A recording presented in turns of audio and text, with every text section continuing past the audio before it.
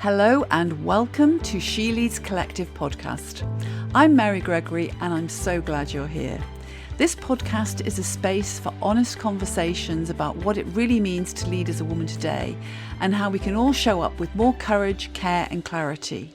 You'll hear from inspiring women, powerful allies and bold truth tellers who are changing the game, not by playing tougher, but by leading smarter, softer and stronger.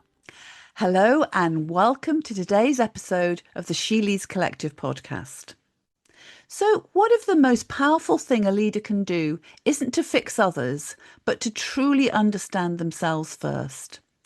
Well, today's conversation is a beautiful exploration of that.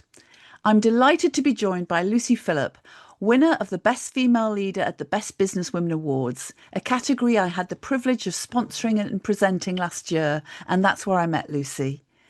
Lucy is the founder of Purposefully Blended, a highly successful, sought-after leadership consultancy that celebrated its 10th anniversary recently.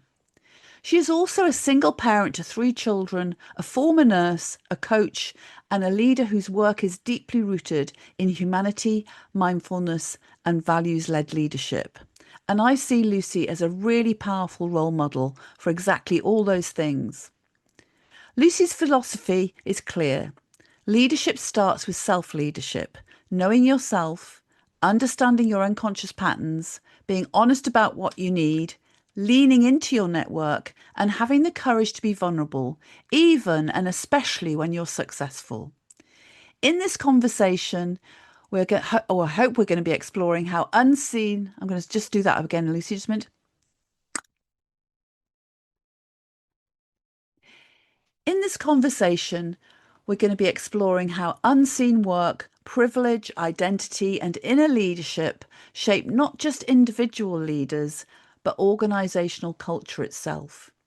Lucy is also deeply aware of her position as a white woman leader, and she speaks openly about how she wants to use that privilege to create space and opportunity for others.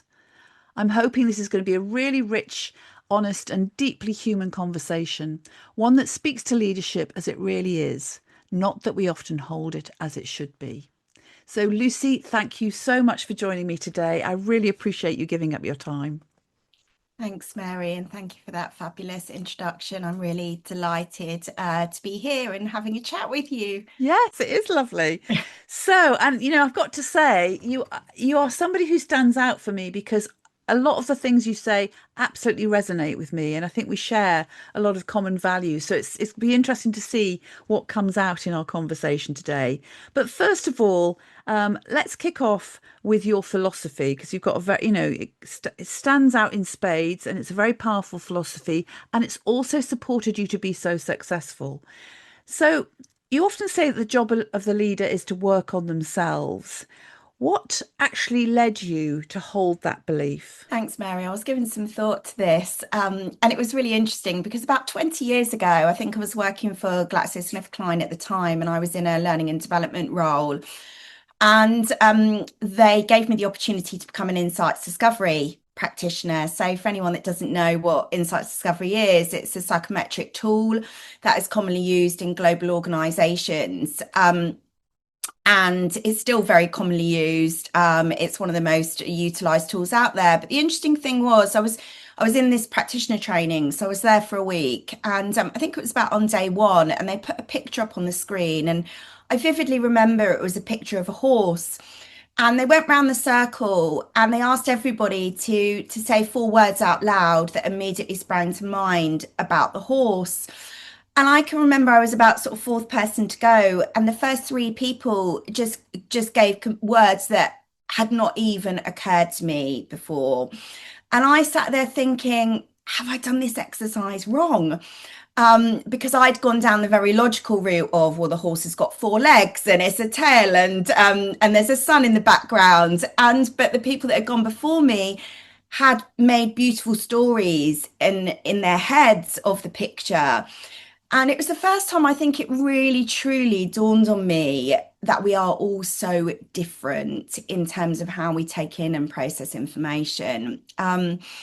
I think that was my first sort of vivid memory about needing to really understand yourself, and not assume that you are exactly the same as everybody else. And the great thing is about understanding yourself is that you can then start to recognize difference in others. And when you can recognize difference in others, as a leader, you can then flex and adapt your behavior to bring out the best in others. Fantastic. And that is such a crucial skill in today's world of just constant change. Uh, Being able to flex and be agile as a leader is so important. So that self-understanding supports that leadership agility. So speaking of agility, then you've had a very colourful career because you talk about being an L&D manager at Glaxo, but your early career was as a nurse. So tell Yeah. us a bit more about how your nursing background has shaped the way you think about leadership and humanity at work. Yeah, it's hard to remember that kind of chapter of my life now because it feels so long ago. How long ago was I it? mean, I went into nursing from college, so I went to nursing school, rather than as people would traditionally go to universities, because at the time you went to a school of nursing, which was based in a hospital. So these days, I think people tend to go to universities still, even if they're doing more vocational courses. So yeah, it was a long time ago. I think I'll leave it there. It was a long time ago, and I think, but what is interesting is that I always knew that I wanted to be a nurse. So from a young age, that was the career that I was gonna go into. And but what struck me really, really quickly when I became a nurse, was that I was a bit of a square peg in a round hole. So I really wanted to make things better. I recognized from an early age that I was a change agent. I wasn't happy to just accept things as they were if they weren't working properly. And I found that that was hard in nursing. It was quite hard to be the one that always wanted to change things, the one that always questioned things, the one that was curious. And I quite quickly started to look for other careers that would enable me to use my nurse qualification, but would enable me to be more of the change in the world that I wanted to see. And that was what then took me out of nursing, but still very much using my nurse education into the commercial world. But to go back to your question about how it's kind of shaped me in leadership and humanity, I think it gives me such a deep grounding and sense of perspective. When I think back to some of the life and death experiences I had as a nurse and things that I dealt with at the age of 19, like I was 19 when I first qualified, and really making some life and death decisions, seeing parts of humanity that most people never see. And I think what that really helped me to do when I moved into the industry, then the commercial industry, was kind of keep a deep sense of perspective. Is anyone going to die in this?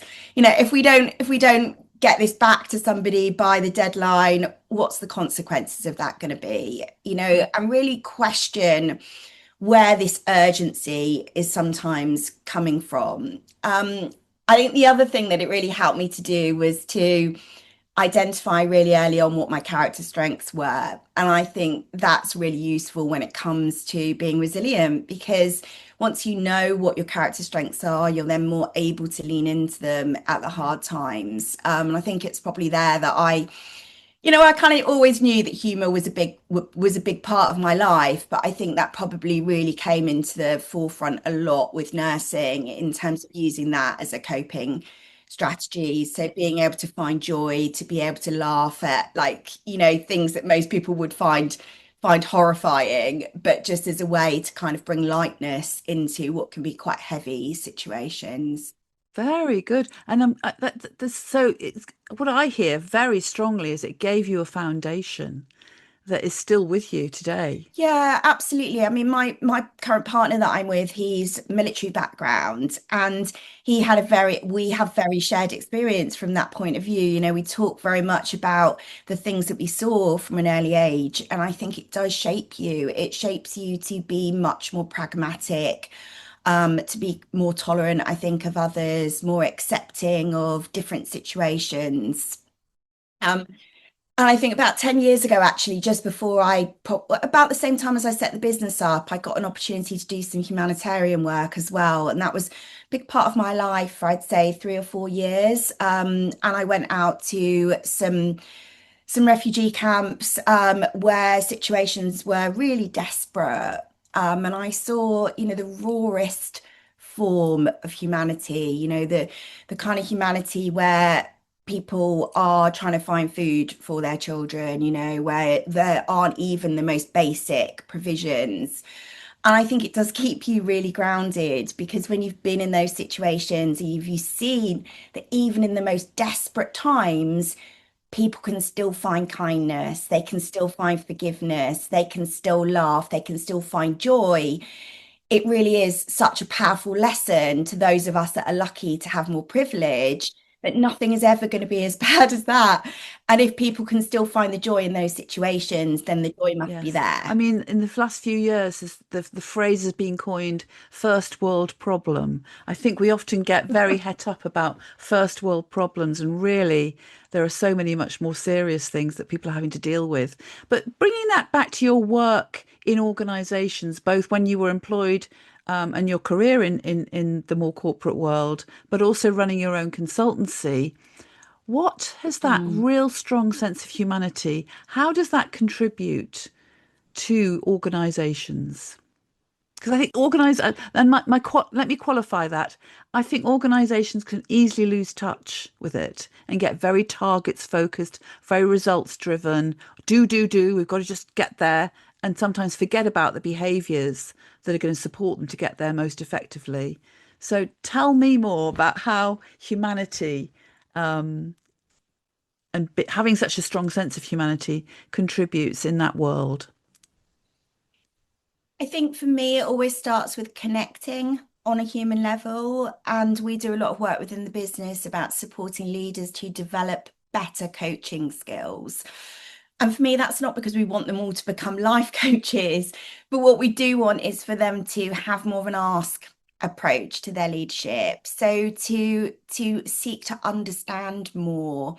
And for me, that's really powerful work because what I see time and time again is people that are promoted into leadership roles because they are great subject matter experts. They are very good at doing the job that they do. And then, in the absence of any leadership skills or any support to develop new skills that are required to be a great leader, they end up falling back on their subject matter expertise and automatically start to tell people what to do.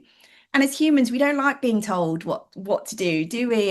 And very quickly over time, it erodes people's creativity. It erodes people's self-confidence. You then end up potentially with a team that are very self-reliant on you as a leader. And you end up with people that leave because they don't feel that they are being developed, they're not being listened to, their skills are being wasted. So for me, it's all about how can we support leaders to lean in with curiosity, to ask great questions, to seek to understand first. And Simon Sinek would say, be the last to speak, wouldn't he? And I think, we talk about that a lot, but in practice, it's hard, especially when your confidence is deeply rooted in your subject matter expertise. Because human nature, we will gravitate when we start to feel our foundations are rocked, we will gravitate to the things that we have confidence in, which, 9 times out of 10 will be the job that we are leading other people to be successful Yes, and in. there's something there as well about, particularly when you're under pressure, and with so many organizations being very fast moving and the focus is delivery, that creates a kind of pressure. So it's almost the perfect storm, the sense of this is what I'm good at. I know I've been promoted into this role because I'm good at it. So, and I've got this huge pressure to deliver. So it's so easy to go to that default of telling, isn't it, rather than engaging. Yeah, and I think I spend a lot of time talking to leaders about, what holds you back from asking more? What makes you think that you have to be the one with all the answers? Probing deeply to actually understand what's stopping them from doing it. And the first answer you generally get from everybody is, oh, I haven't got time for that. I haven't got time to ask questions. And there's this illusion that actually, if we lead with an ask approach, that it will take much more time. But actually, it's a false economy, isn't it? Because it will take more time in the long run if you don't invest the time up front. And for me, it's often just the power of one simple question and then sitting back, pausing and allowing the other person to Yes, respond. yes, absolutely. And it is an investment of time in the early days, but my goodness, it's certainly, if you end up with a really high performing team, it is going to end up with so much saved time and probably innovate much better solutions as well. Yeah, and I think, relating back to your earlier question about, why do we need to understand ourselves as leaders before we can support others? I think in the absence of understanding yourself and recognizing that strength is different, what happens is you end up recruiting people that are all carbon copies of you, that think like you, act like you, and you find yourself in a situation where you've got groupthink, where everybody just agrees with the leader and there's no creative problem solving. And in the VUCA world that we're operating in, we have to be continuing to be creative problem Yes, solvers. yes. And VUCA, for those that don't understand what VUCA is a description of the world that we lead in today, which is volatile, uncertain, complex, and ambiguous. And I think that's a great summing up of the challenges that we face actually in organizations and in the world as a whole when it comes to leadership. But let's come back. I'm Yeah. conscious we've been on a wonderful tangent there, but I hope it's been full of lots of insights and values for our listeners. Let's bring you back to a bit more of your story. So you talk quite openly about your perfectionism and moving Mm. towards being, rather than understanding your perfectionism, being more focused on purpose. What did the shift look like for you personally? Yeah, and that's a really good question because actually, the business was originally called Perfectly Blended. So when I set the business up 10 years ago, I called it Perfectly Blended. And I believed at that time that it was possible to have everything, to be perfect. And in my mind, that was, the perfect family life, the perfect career, the perfect holidays, the perfect balance, the Instagram, what I call show reel life, was I guess what I had in mind. And when I set the business up, I was in a kind of I was married with three children, and just left my corporate career very successfully, with a great pension behind me, and the time was really right to then start the business. And what the shift looked like for me really was hitting rock bottom, I would say. So my marriage, I don't know what the word is really. There was a parting of ways between me and my husband, a mutual understanding that actually we weren't making each other happy anymore. Um, and during that time, it was difficult. I was doing an awful lot of global travel. So this was pre-COVID. Most months I was traveling 2 or 3 times around the world, all sorts of places, from China to Dubai to Russia, all over the world, delivering training. And at that period, I was doing a lot of freelance work for other bigger learning and development organizations. And I did not tell a soul. So I did not tell anybody that this was what was going on in my life. I just carried on. And when I look back now, I look at that period as me being an actress in my own life. So during that period, I stayed in some of the best hotels. I went to some of the most amazing countries, met some fabulous people. But I couldn't really tell you much about that time because I wasn't connected. I wasn't connected to myself. You automatic pilot? Yeah, I was in survival mode. And you can only carry on in survival mode for so long before you realize that something needs to change. And it was the start for me of formalizing my coaching qualification. So I'd always informally coached, and being in roles where coaching was a big part of what I did. But I was conscious that I didn't have a worldwide recognized qualification as a coach. So I decided that I wanted to go back to take to back to the books and go on a proper coaching course. And it was during that time that I obviously got the benefit of lots and lots of free coaching. Amazing Um, that. so for anyone that's not been on that kind of program before, generally it's set up as a triad. So you're in a group for all of the practical stuff. You're in a group of three, and you take your turn to be the subject matter, your turn to be the coach, and your turn to be the observer and give feedback. So I had lots of subject matter to bring to the table at that time in my life, and I got the benefit of lots of coaching, and I did some deep soul searching. I also had a period of um, going down what's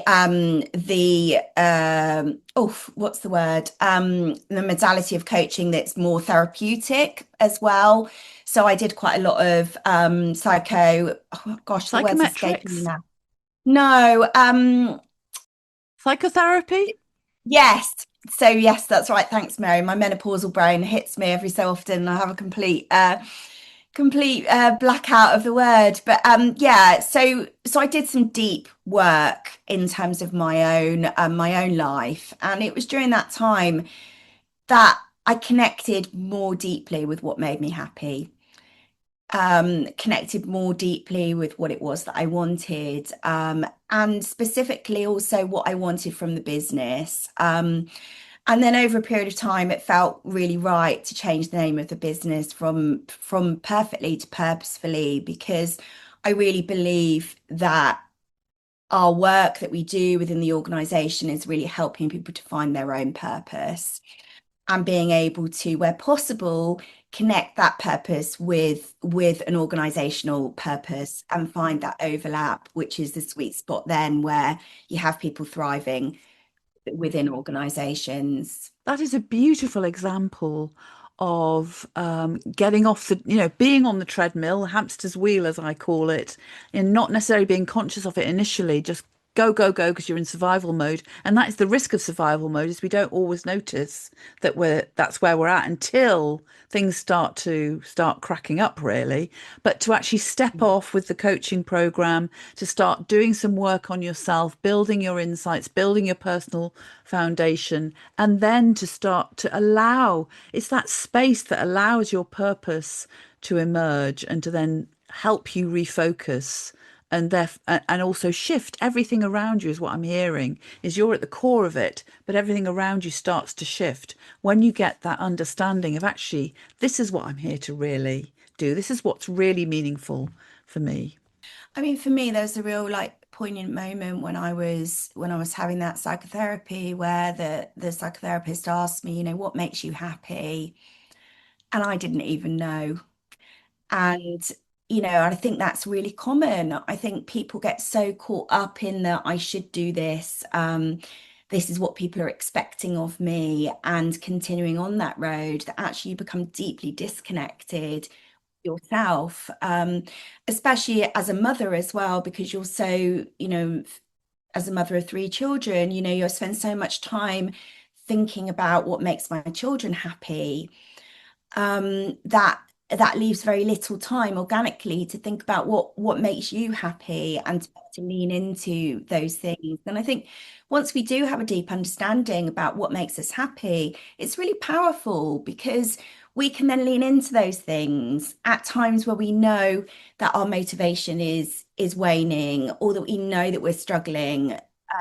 We can purposefully lean into those things, as opposed to falling into some of those more unhealthy sort of ways of, drinking, or going on social media and losing 2 hours scrolling other people's perfect lives.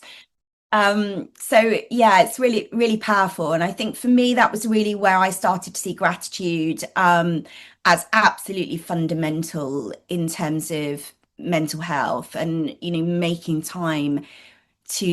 regularly making time to really connect with the things that you're grateful for. Wonderful. And I also get a sense of that deep work That, we live in this quick fix world where, I just want to be able to sort this out immediately or wave a magic wand and it's all done. And yet it's the deep work that I think really makes that lasting, sustainable difference and also makes the rest of your life so much easier because when you've got that core understanding and self-awareness, it's so much easier to make a decision about which is the right way forward for me because does this sit with who I am? It is, and it's funny because I've just come back. I was telling you that I just come back from a weekend with five of my girlfriends that I've been best friends with since school, and they kind of know me the best. And they would probably have described me as a doer. I am a doer. I get stuff done, and always on the go, balancing a big plate. And so that was a real fundamental shift for me to go inwards because it's far easier just to carry on. You brush all that to one side and just put it in a box or close a cupboard, and move on without really taking that time. And for me, I think that was a fundamental shift in me, and my shift as a leader as well, because I think maybe that's why I find it so easy to connect with leaders who do have that doing tell way of being, because that was me. I was that person, coach with title of coach, but doing anything other than coaching. Yes, yes, you've got a great story to be able to share with them. But I also am aware that many people feel nervous about going into something like psychotherapy. Mm. What would your advice be to them? I think my advice to them would be that I think you've got to trust your therapist. You've got to trust whether it's a coach, a counselor, a psychotherapist, you've got to trust them and really believe that they can hold safe space for you. That, you can bring whatever to that session and trust that that person will be able to deal with that and support you to move through. And that was really important for me because obviously to have these deep sessions, but ultimately then I still had to go back to building my business, managing my household. Wasn't going to be able to have the luxury of going off to a darkened room for several days to recover. So I had to really trust that my therapist was going to hold that space for me. So I think it's important to look around, to choose the right person, to see if you can get super clear on what it is that you want from those sessions, because I think then that helps you get really grounded in the benefits, because it will feel hard. Yes, very good. So coming back to your business, which is a highly successful consultancy, which you've created, you've actually scaled your business. So it's not just a one-man band. You've got a whole team of associates, a whole team that support you in the background. Mm. You are absolutely a great example of a purpose-led, values-driven leader. What choices were the hardest for you as the business scaled? Because I think the thing about that is to stay congruent. You have to live your life in tune with your values. So what made it hard for you, or what were the hard things as you scaled your business? So I think one of the hardest things was to move away from the security of the freelance work. And I think this is a common path that a lot of people recognize, that when you first set up the business, you are the asset in essence. So the safety is signing up as an associate for other bigger organizations. It's very transactional. You're going to get paid for the work. You know that you can do a great job. But ultimately, you are limited in terms of your earning potential by the amount of hours in the day and how many days you want to spend delivering or coaching. But it feels safe. And I think particularly as a single mum, I have no one coming to save me from a salary point of view. If I have a bad month, there's nobody that's stepping in to pay the mortgage for me, or to buy the new school shoes, or send the money for the university, accommodation and things. So I think to then make the leap from being a freelancer to actually building your own business where the clients come directly to you, that for me was probably the hardest shift to make in the business. Um, and then the second thing I think is around making time to actually focus on the business rather than being in the business, because the whole time you're in the business, being the one that does the work, always being the one that's customer facing. As much as I enjoy the delivery, I really enjoy the coaching. What that isn't doing is growing the business, because growing the business requires so much more in terms of the back office support and all the other things that go on in terms of scaling a business. So I think it's being really conscious of how much time you spend in the business versus on the business, and how much time you allow yourself to do that bigger thinking. And What enabled you to make both those shifts, both the saying no to associate work, so being clear, I'm going to go and get my own business and go and get my own clients.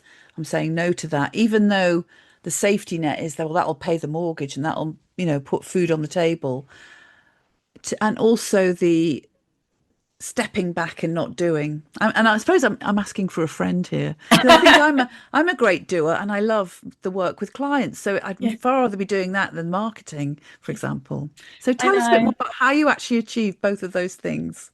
Well, I'm still on a journey with it, Mary. I don't think anyone's a done deal, are they? I still have to kind of remind myself every day of these things, and pull myself back into shape. I think the freelance one was again a bit of a rude awakening, I'd say, when COVID hit. And I obviously found myself at home with three children. All of my children have got a degree of neurodiversity, all slightly different.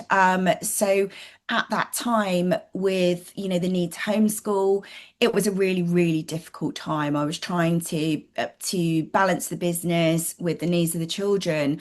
And at the time, I was predominantly freelancing, and I was working a lot. It was a very successful time in terms of the revenue I was bringing in, but a very difficult time in terms of balancing everything. And it really made me realize that my people pleasing was kind of in overdrive. And I think ultimately, once I realized that I was building somebody else's business for them, it was that moment where I thought to myself, if I'm going to work this hard, I should maybe go back to being a director of learning somewhere. Like a director of talent or a director of learning and development, and have the safety of a salary coming in, pension, holiday, all of those things. So I had a choice to make, really. Do I go back and do that, or do I make something of my own business? And it was a gradual sort of, over time, sort of doing less and less freelance, building myself up to do more and more of my own work, getting super clear on what it was that I wanted our niche to be as well. And that takes time, understanding the things that you're good at, the things that bring you joy, and then really calling those things in as the kind of work that you want to do. So that was the kind of the scaling of the freelance work. I'd say with the other question about how do I how do I do less and work on the business more, that's an ongoing challenge. And I think it's constantly, my word for this year is intentional. And I think it's just getting really intentional about what it is that you want, and whether the decisions that you make are aligned with that intentionality. Because it's very easy to get into autopilot and think, oh, that work sounds really exciting. Let me look at my diary. Yes, I can fit it in. But it's not just, yes, can I fit it in? It's, yes, I can fit it in, but what will I not be doing if I'm going and delivering? What a great question to be asking yourself. Really Mm. great way to keep checking. I'm also curious about, as a single parent, how you've made sure that you've supported your family as you've grown your own business. How do you make sure you maintain the welfare of your family while you're navigating and leading a complex business? Yeah, and I think I would say, I suppose I am very glass half full. I always like to put a positive spin on things. And I think that running my own business has actually allowed me to design a life that fits with family. It's allowed me to be with the children in an intentional way. It's allowed me to structure my day in a way that works for us as a family. And I see that as a real blessing, because I do recognize with a lot of the ladies that I coach, Senior leaders, they don't have that. So they don't have that ability to start at 10 o'clock in the morning, having walked the dog and dropped the children off to school and had a bit of time to breathe before you get to the desk. They don't have the ability to go and just do a Pilates session in the middle of the day, because you need to do that to stay healthy and happy. And I will work a lot in the evenings because that tends to be a time where my creative flow is better. And now I've got teenagers, they need me less in the evenings. They need me to be around, but they don't really want to be necessarily spending a lot of time with me. So as the children's needs have changed, I've been able to redesign my days to make allowances for that. And I feel very blessed. And I think it is my business that has allowed me to do that. But there's no doubt that there have been challenges along the way. There are many a long day. There are many times where, particularly in lockdown, and I think that was why I needed to make the change, where I was writing proposals till 2, 3, 4 o'clock in the morning, then getting up and running the training the next day, balancing the homeschooling, and then the realization that I'm writing a proposal for somebody else's business. So, there've been definite challenges along the way, but I think one of the main things I would say is about really thinking deeply about what is success. And I think in the early days of my business, for success for me was year on year turnover growth in the business. That's what defined whether my business was successful, and my self-worth to a certain extent. And then actually I reached a point where I kind of thought, do I want to grow the business? Do I want to grow the revenue? Is that my version of success?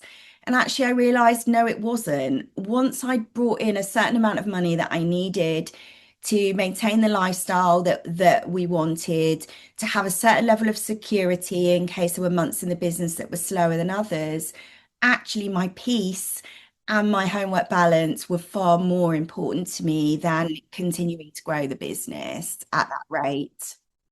I think that's a fantastic example of a different definition of success. We're so hooked onto it's about having the fancy car and the big whatever, but actually having that inner peace, that chance to have quality time with your loved ones, much Yeah. more powerful definitions of success. And there's so many different definitions of success. It's a very personal thing.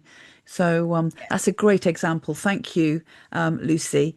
So in our prep call, we talked about gender and the balance between what men and women have to carry. And we talked about the unseen work that women do. How do you see that playing out for women in leadership today? I think it's not a level playing field. I think is the simplest way to say, men and women can be given the same opportunities, but they don't have necessarily the same capacity. And capacity, I mean, all sorts of things. Capacity could mean they don't have the same amount of hours in the day that are free to work. It could be that they don't have the same brain capacity because the capacity is so taken up with all the other things that they do, whether that's looking after elderly relatives or taking care of all of the logistics of the house, the organization of the house, the buying of the presents, the planning of the birthday parties, all of those things, the unseen things that go on, both inside and outside the workplace, that take up a lot of capacity, often for women. So it's not a level playing field. I think it was really interesting for me during lockdown because I was one of the few training professionals that was already doing a lot of virtual training. So because I've always done a lot of global work, I'd always done virtual training for as long as I can remember. Obviously, things have got a bit more sophisticated these days in terms of the tools that are available. But before lockdown, I was regularly using Zoom and running training online. So my world became very busy very quickly because everybody was requesting online training for their people that were staying at home. The people that were in remote roles, customer facing roles, they weren't able to go out and see those customers. So they thought it'd be a great time for them to learn some new skills, to have some development. And it really became obvious to me when I was running this training, the difference between the men that were showing up at the training versus the women, and how they were showing up in terms of their capacity. And I think one day a lady turned up and she was breastfeeding her child at the same time as, as the learning was going on. And I said to her, absolutely, if this is making it uncomfortable, please feel free to dip out of the training. She was like, no, it's absolutely fine. I'm really happy. If you're happy for me to carry on, I'm happy to carry on. And the amount of toddlers that were popping up on the women's cameras that they were dealing with on the side versus what you see with the camera of the men, where they're just kind of fully concentrating on what's going on, with cups of tea mysteriously arriving across their shoulder. Very, very different for me. And I think that is, especially as women are moving into menopause as well, their brain fog, their capacity is different. And I think that therefore it's not a level playing field. So, from your perspective, what do you think would be the one thing that we could do, a simple thing that would actually start to even up that playing field? I think I'm going to begin to sound like a crack record in this podcast, because for me it always comes back to the leader asking better questions to really understand what's going on for that individual. And the simple question, there's a development opportunity potentially for that woman. Simple question. What would need to happen to enable you to embrace this opportunity? As opposed to what so often happens is you're presented an exciting opportunity, and in the back of your head, you're like, how can I possibly balance all of this alongside everything else I do? No worries, I'll just load an extra thing on, and I'll find a way to cope. And so it's that swan, isn't it? To everyone around you, you're gracefully gliding along the surface, but underneath you're pedaling furiously for fear of missing out on that opportunity if you say no, or someone, or ever being offered that opportunity again. So I think there's two camps. There's the women that try and balance it all and then silently kind of die inside bit by bit. And then there's the women that just say, I'm sorry, I can't take that opportunity. And then they miss out. So I think as leaders, if we can get better at really understanding what is the unseen plate that people are managing, I think then we can be much more supportive in being able to help people to continue to progress, but not at the expense of their health and happiness. And motivation is so connected to people feeling happy. And we know that when people are highly motivated, their performance is high as well. So there's a win in there for that leader to really understand the individuals that are working for them, and what they are managing on the outside. It's also something I think at an organisational level to take into account too. The McKinsey report of women in the workplace for 2025 actually identified that women are not as it's not that women aren't ambitious, but they aren't applying for the more senior Yeah. roles because they're exhausted and it's not doesn't turn them on. And actually the risk is that organisations are then losing women because they want to go and have alternative careers. And that's a threat to the diversity and the richness of the organisation. Yeah, so I think it's asking the right questions, and then I think it's being open to flexibility and to allow women to be able to design days that work better for them, particularly where trust is at the forefront. So where you trust that that individual is going to deliver what they say they're going to deliver, and you allow them flexibility with the how they're going to go about delivering that. Now, Lucy, you also talk about your own privilege as a white woman and your sense of responsibility with that and your desire to be a good ally. Tell us more about that Mm. and why, what it is that you feel about your own female privilege, how that emerged for you as an awareness, and then how you contribute that to others. Yeah, I suppose I'm in a unique position in that, having mixed race children, I've had the opportunity to gain deep insight into to what it's to what it's to insight into what it's like to not be white in the world that we live in. And so that really makes me more curious. It makes me more interested. It makes me more open-minded to understand the perspectives of others. And I suppose I would simply describe it as like, I know that my white privilege opens doors for me that are closed to others. And so what it enables me to do is to open the door and then leave it open for others behind me and invite them in to follow, as opposed to opening the door, walking through it and closing it and saying, thank you very much. I've got my entry ticket. Sorry about the rest of you. So it enables me to make sure, in a simple way. Like, I give you a simple example. If I'm running a training program for a big group of people, I can invite everyone in the room to contribute. I can recognize the people that aren't naturally speaking up. I can invite them in to the conversation. If I'm sitting around the boardroom table, as I often do, because we really like to partner with the organizations that we work with. And in order to partner with them, we need to truly understand their place, what goes on in their organization. So we're often in the privileged position where we sit around the boardroom table and we're privy to the strategy, we're privy to what it is that they want to deliver. And I can use my privilege there by inviting people into the conversation, by asking curious questions that bring other people's perspectives to the table.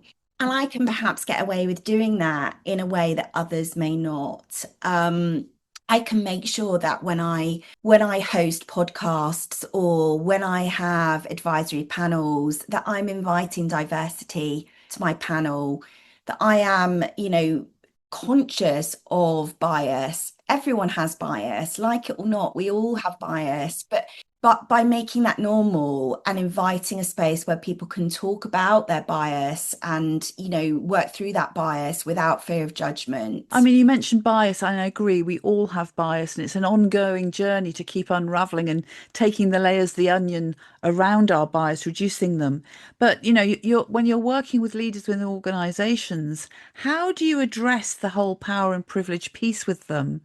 So helping them explore what their biases might be without them becoming defensive or paralyzed by the whole conversation. Yeah, I think it's a really great question. And for me, you'd probably have some insights on this from an NLP perspective as well, Mary. But for me, often when you want people to think differently, you have to mix things up.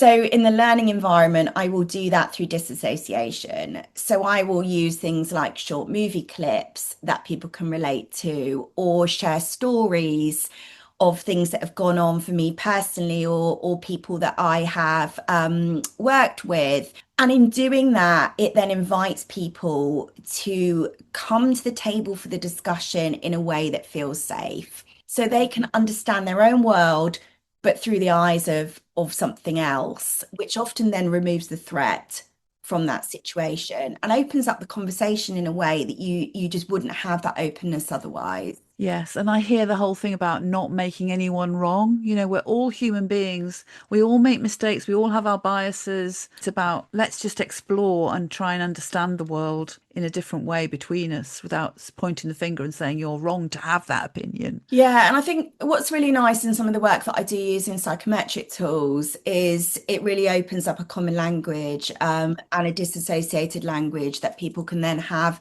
difficult conversations that would otherwise probably be swept under the carpet and wouldn't be had. And I will often share stories about things that happen with my children, things that happen with people that are in my sphere, that just allow us then to talk about that in a way that just opens people up. Well, and I hear that is about presenting yourself in a very human way and being willing to tell the dirty on yourself. Because, and I don't know about you, but I very rarely get it completely right. So it's like there's always going to be something I can share about what the learning was in that situation. Yeah, and I think there's definitely a great learning into, what does allyship look like? What does it look like to be an advocate?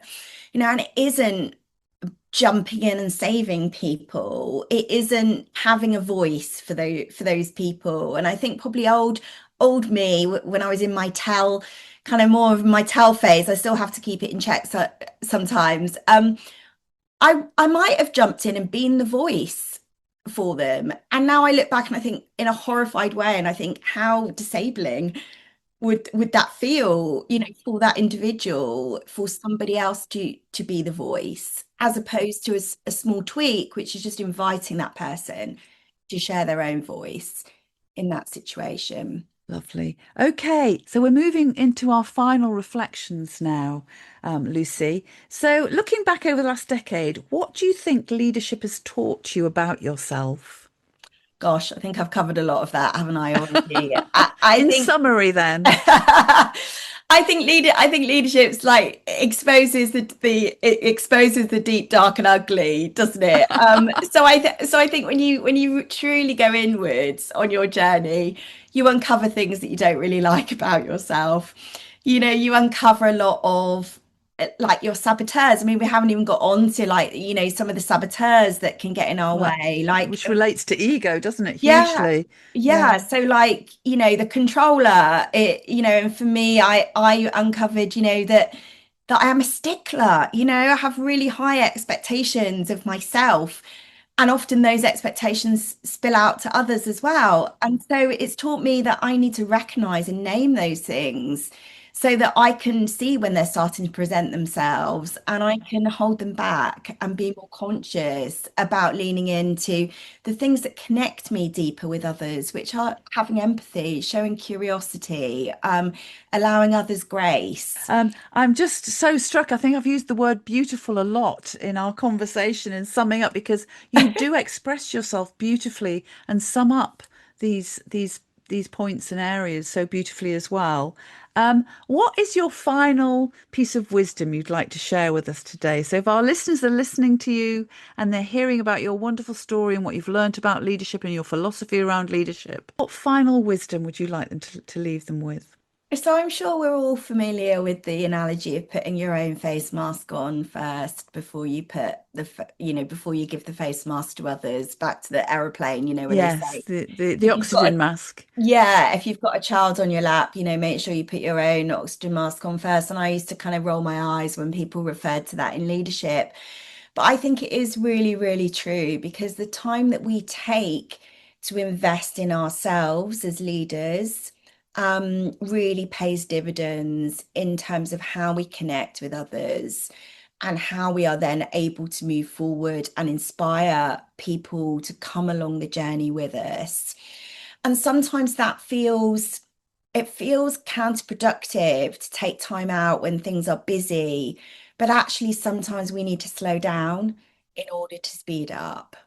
That actually was one of my intentions a few years ago, was making sure you slow down and take that time to reflect, to meditate, whatever it is you need to do. Because when you return to whatever it is you were working with, you're so much more refreshed. You can see things in such a different perspective. Lucy, you have been a fantastic role model for us today of what values-centered leadership looks Oh, like, what authentic leadership looks like. It's been a real delight to speak with you and thank you so much for all that you've shared. well, thank you, Mary. Thanks for the opportunity and thank you for sponsoring the award as well. It was an absolute highlight of last year to be the recipient on the first year that you'd actually Yes, sponsored yes. the award as well. So thank you very much. It's been great to get to know you better as well. Thank you. And if people want to connect with you, how can they connect with you? So they can connect with me via LinkedIn, Lucy Phillip, or they can, connect via our website, which is purposefullyblended.co.uk. Thank you so much for listening to the She Leads Collective podcast. If this episode resonated with you, follow the show or share it with a friend and leave a quick review below. Or leave us a comment. Change happens through conversation, so let's keep this one going. Listen out for the next episode and join me as we keep lifting the lid on the stories that matter. Take care and keep leading with heart.